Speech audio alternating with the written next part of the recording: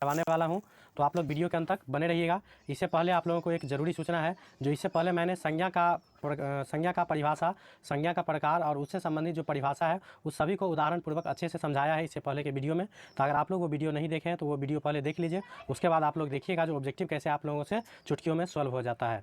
तो चलिए शुरू करता हूँ।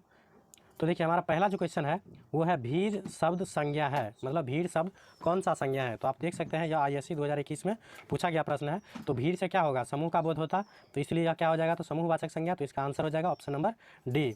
दूसरा है जो दिवाली शब्द संज्ञा है, मतलब दिवाली शब्द कौन सा संज्ञा है। तो आप लोग जानते होइएगा जो दिवाली क्या है, तो किसी खास पर्व का नाम है, इसलिए यह क्या हो जाएगा, व्यक्तिवाचक संज्ञा। तो ऑप्शन नंबर बी इसका करेक्ट आंसर है। तीसरा है जो संसार शब्द कौन सा संज्ञा है। तो संसार शब्द जो है यह हो जाएगा व्यक्तिवाचक संज्ञा। तो ऑप्शन नंबर सी इसका करेक्ट है।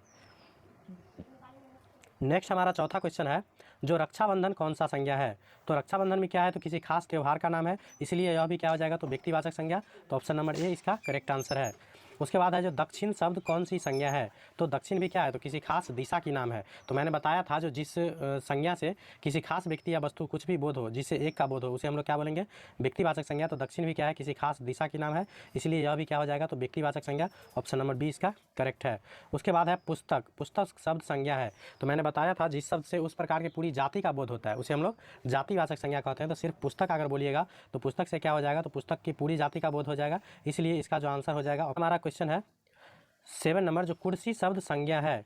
तो कुर्सी शब्द कौन सा संज्ञा है। तो कुर्सी भी क्या है, पूरी जाति का बोध हो जाएगा, तो इसका आंसर हो जाएगा ऑप्शन नंबर बी। अगर लकड़ी पूछा जाए तो लकड़ी क्या हो जाएगा, तो द्रव्यवाचक संज्ञा, मटेरियल नाउन। और कुर्सी बोला जाए, चाहे कुछ भी नाम बोला जाए उस फर्नीचर के नाम का, तो वो सभी क्या हो जाएगा, तो जातिवाचक संज्ञा। उसके बाद है जो अर्थ के विचार से संज्ञा के कितने भेद होते हैं। तो अर्थ के विचार से जो है संज्ञा के 5 भेद होते हैं। मैंने बताया हूँ इसके पिछले वीडियो में, व्यक्तिवाचक, जातिवाचक, समूहवाचक, द्रव्यवाचक और भाववाचक। अगर आप लोग वो वीडियो नहीं देखे हैं तो उसका लिंक मैं डिस्क्रिप्शन में डाल दूंगा, वहाँ से आप लोग देख लीजिएगा पहले, उसके बाद आप लोगों को ऑब्जेक्टिव आसानी से बन जाएगा। उसके बाद नेक्स्ट हमारा 9 नंबर क्वेश्चन है जो कौन सा शब्द जातिवाचक संज्ञा नहीं है। तो जातिवाचक संज्ञा कौन सा नहीं है। तो देखिए बालक क्या है, तो जातिवाचक संज्ञा है। उसके बाद मनुष्य भी क्या है, तो जातिवाचक संज्ञा। जवान भी क्या है, तो जातिवाचक संज्ञा। सुंदर क्या हो जाएगा, तो ये भाववाचक संज्ञा है, इसलिए यह जातिवाचक संज्ञा नहीं होगा। तो ऑप्शन नंबर सी इसका करेक्ट आंसर है। उसके बाद 10 नंबर क्वेश्चन हमारा है जो निम्नलिखित शब्दों में भाववाचक संज्ञा नहीं है। तो यहाँ पूछ रहा है जो भाववाचक संज्ञा कौन सा नहीं है। तो देखिए मानवता भी क्या है, भाववाचक संज्ञा। सहायता भी क्या है, तो भाववाचक संज्ञा है। उसके बाद जीवन भी क्या है, तो भाववाचक संज्ञा। परिवार क्या हो जाएगा, तो परिवार समूहवाचक संज्ञा होता है, इसीलिए इसका आंसर हो जाएगा ऑप्शन नंबर डी।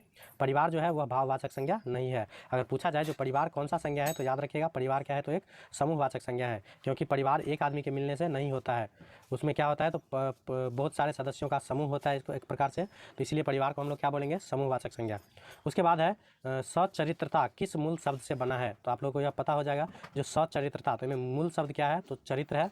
तो ऑप्शन नंबर बी इसका करेक्ट आंसर है। उसके बाद है नेताजी भाषण दे चुके हैं, नेताजी किस संज्ञा का उदाहरण है। तो देखिए नेता डायरेक्ट कह लेने से क्या हो जाएगा, तो दुनिया में जितना भी नेता है सभी का बोध हो जाएगा, तो इस प्रकार से ये जो हो जाएगा जातिवाचक संज्ञा, ऑप्शन नंबर ए। जैसे अगर किसी का नाम लिया जाए जैसे नरेंद्र मोदी, तो वहाँ क्या हो जाएगा, तो व्यक्ति विशेष का बोध होगा, इसलिए वह व्यक्तिवाचक हो जाएगा। और डायरेक्ट नेताजी बोला जाए तो वह जातिवाचक संज्ञा हो जाएगा। उसके बाद नेक्स्ट हमारा 13 नंबर क्वेश्चन है जो टिकना शब्द का भाववाचक होगा। तो टिकना शब्द का भाववाचक क्या हो जाएगा, तो वो हो जाएगा टिकाऊ। तो ऑप्शन नंबर सी इसका करेक्ट आंसर है। यहाँ आंसर दिया गया है, उससे आप लोगों को कोई टेंशन नहीं लेना है, आप लोगों को सिर्फ चेक करना है जो मैंने जो थ्योरी पढ़ा है संज्ञा से रिलेटेड, तो हमको ऑब्जेक्टिव बन जाएगा कि नहीं बन जाएगा, वही सिर्फ चेक करना है आप लोगों को। आंसर के लिए आप लोगों को डोंट कोई टेंशन नहीं लेना है। उसके बाद नेक्स्ट हमारा 14 नंबर क्वेश्चन है जो निम्नलिखित शब्दों में से कौन सा शब्द संज्ञा है। तो इसका जो आंसर हो जाएगा ऑप्शन नंबर डी क्रोधित। और अगर पूछा जाए क्रोधित कौन सा संज्ञा है, तो आप लोग बताइएगा कमेंट बॉक्स में। उसके बाद 15 नंबर क्वेश्चन है जो इनमें से भाववाचक संज्ञा नहीं है। तो भाववाचक संज्ञा कौन नहीं है, तो देखिए गुनी भाववाचक है, जीत भी क्या है भाववाचक, रोना भी क्या है भाववाचक, हिमालय क्या है, तो किसी खास पर्वत का नाम है, इसलिए यह व्यक्तिवाचक संज्ञा हो जाएगा। तो यहाँ पूछ रहा है जो भाववाचक संज्ञा नहीं है, तो ऑप्शन नंबर ए इसका करेक्ट आंसर है हिमालय, क्योंकि हिमालय क्या है, तो व्यक्तिवाचक संज्ञा। नेक्स्ट हमारा क्वेश्चन है 34 नंबर जो निम्नलिखित में से द्रव्यवाचक संज्ञा कौन सी है। तो द्रव्यवाचक संज्ञा में मैंने बताया था जो जिस संज्ञा से द्रव्य या धातु का बोध हो, चाहे दूसरी लैंग्वेज में बोलेंगे तो बोल सकते हैं जिस संज्ञा को मापा या तौला जा सकता है परंतु गिना नहीं जा सकता है। तो देखिए द्रव्य का पानी वैसे भी द्रव्य है, तो ऑप्शन नंबर सी इसका करेक्ट आंसर हो जाएगा।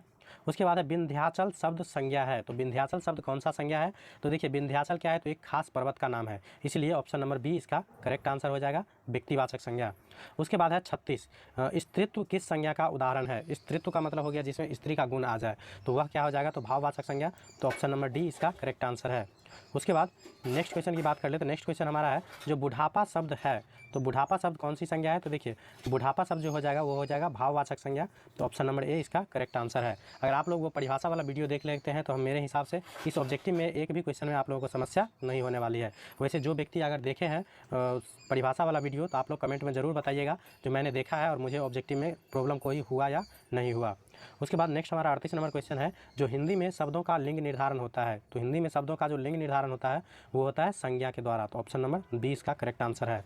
उसके बाद है भाववाचक संज्ञा नहीं है, तो भाववाचक संज्ञा कौन सी नहीं है, तो देखिए मिठाई, उतराई, चतुराई और लड़ाई, तो देखिए मिठाई क्या है, तो इसे कोई पदार्थ का बोध होता है, अगर मिठास रहता तो मिठास भाववाचक संज्ञा होता, लेकिन मिठाई से यहाँ क्या हो रहा है, तो किसी पदार्थ का बोध हो रहा है, तो इसलिए ये क्या हो जाएगा, तो द्रव्यवाचक संज्ञा होगा, तो यहाँ पूछ रहा है जो भाववाचक संज्ञा नहीं है, तो ऑप्शन नंबर बी इसका करेक्ट आंसर है।